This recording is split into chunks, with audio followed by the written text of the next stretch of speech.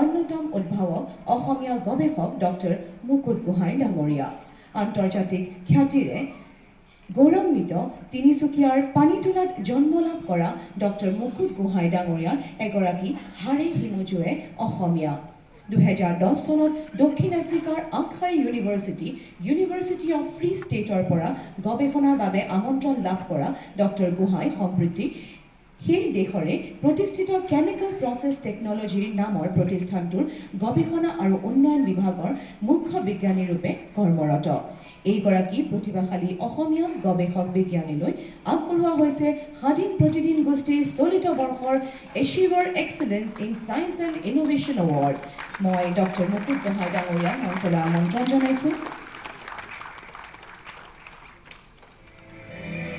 মাননীয় কেন্দ্ৰীয় মন্ত্ৰী শ্ৰীযুত সৰ্বানন্দ সোণোৱাল ডাঙৰীয়াক অসম গৌৰৱ গৱেষক বিজ্ঞানী ডক্টৰ মুকুট গোহাঁইক বঁটাটি প্ৰদান কৰিবলৈ মই অনুৰোধ জনালোঁ।